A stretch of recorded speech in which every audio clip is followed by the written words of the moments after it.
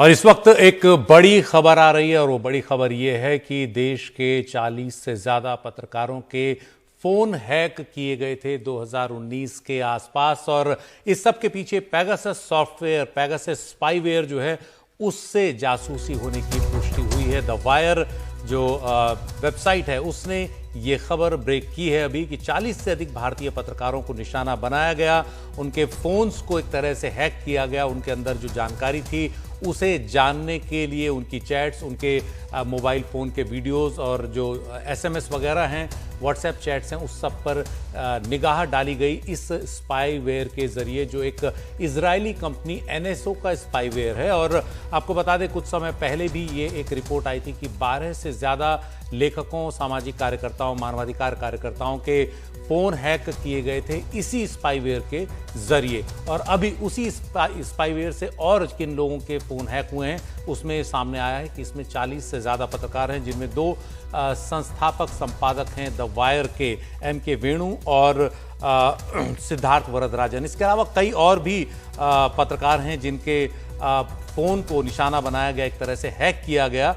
और इसमें Hindustan times, the Hindu, Indian express, the wire, news 18, India today, the Pioneer जैसे बड़े बड़े मीडिया संस्थान हैं और इनके 40 से अधिक भारतीय पत्रकार हैं। 2017 से 2019 के बीच किसी अज्ञात भारतीय एजेंसी ने ये जांच, ये हैकिंग करवाई पेगासस सॉफ्टवेयर के, पेगासस स्पाईवेयर के ज़रिए, जो एक इजरायली कंपनी एनएसओ का स्पाईवेयर है। और ये किस तरह से काम करता है ये बताने के लिए मेरे साथ ताबिश हैं। ताबिश, कैसे ये स्पाईवेयर काम करता है और हमारे साथ कुछ खास मेहमान भी होंगे इस खास मुद्दे पर बात करने के लिए। ये जानने की हम कोशिश करेंगे कि इस स्पाईवेयर के ज़रिए हैक करने के पीछे क्या मंशा थी, क्या किसी सरकारी एजेंसी ने किया। आपको बता दें इससे पहले जब आरोप लगा था तब सरकार ने कहा था कि वो इस तरह की हैकिंग से चिंतित है, लेकिन उसने इस तरह की कोई हैकिंग नहीं करवाई। तो अब जो ये नया आरोप लग रहा है ये किस भारतीय एजेंसी ने किया है काम, क्योंकि जो इजराइल की कंपनी है एनएसओ, वो ये सॉफ्टवेयर सिर्फ सरकारों को बेचती है, सरकारों को देती है, और ये कहकर कि सिर्फ आतंकवाद और अपराध पर लगाम लगाने के लिए इस स्पाईवेयर का इस्तेमाल किया जाएगा। लेकिन इसका इस्तेमाल पत्रकारों और मानवाधिकार कार्यकर्ताओं और भी कई लोग होंगे, हो सकता है, जिनकी जांच के लिए किया जा रहा है। और इससे पहले भी ये जो सॉफ्टवेयर है ये चर्चा में रह चुका है, जब व्हाट्सएप की तरफ से बताया गया था कि व्हाट्सएप अकाउंट को जो है कॉम्प्रोमाइज़ हुए हैं कुछ इस सॉफ्टवेयर की मदद से, जासूसी के लिए इस्तेमाल इसका किया गया है। और ये जो सॉफ्टवेयर है ये इसको पकड़ पाना थोड़ा मुश्किल काम होता है और एक बार फिर से चर्चा में है। और आपको बताएं कि फॉरेंसिक टेस्ट में पेगासस सॉफ्टवेयर के इस्तेमाल की पुष्टि हुई है जासूसी के लिए।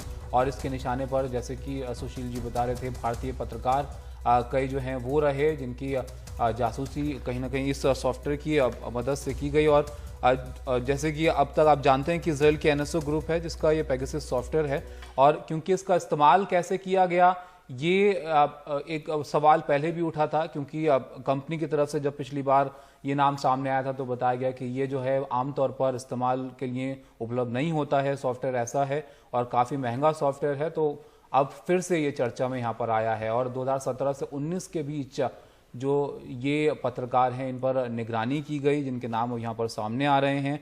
और जब पिछली बार इसका इस्तेमाल की खबरें बाहर आई थी 2016 में, सबसे पहले ये सुनने में आया था, तब आईफोन को लेकर सबसे पहले था कि वहाँ पर कुछ बग्स थे जिसमें इस सॉफ्टवेयर का इस्तेमाल के जरिए जो है फ़ोन के अंदर जानकारी जो है वो हासिल की जा सकती थी। उसके बाद हालांकि अपडेट्स किए गए, फ़ोन में थोड़े बदलाव किए गए, लेकिन उसके बाद इसके बाद व्हाट्सएप की एक खामी का इस पेगासस सॉफ्टवेयर ने फ़ायदा उठाया। हालांकि बाद में व्हाट्सएप ने उसको ठीक कर लिया, लेकिन तब तक काफ़ी लोगों को की जांच, एक तरह से निगरानी ये इस सॉफ्टवेयर के ज़रिए हो चुकी थी।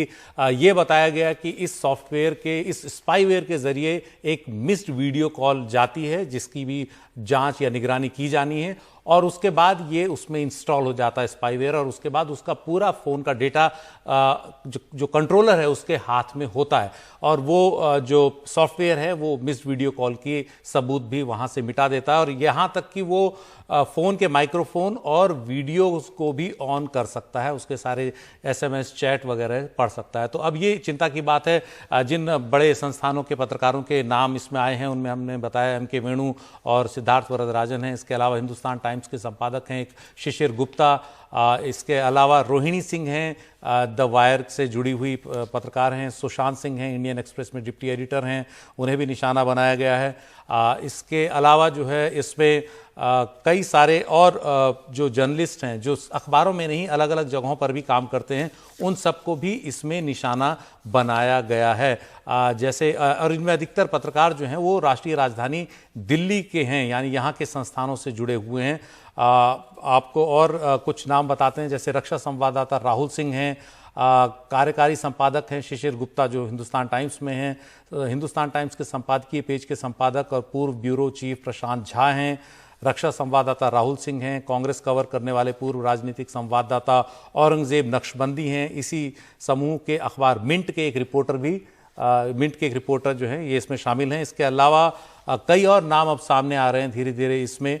प्रेम शंकर झा हैं, रोहिणी सिंह हैं, स्वतंत्र पत्रकार स्वाति चतुर्वेदी हैं, द हिंदू की विजेता सिंह हैं। तो तमाम पत्रकार हैं इसमें, और ये भी जानकारी मिल रही है कि परंजॉय गुहा ठाकुरता को भी इसमें निशाना बनाने की कोशिश की गई।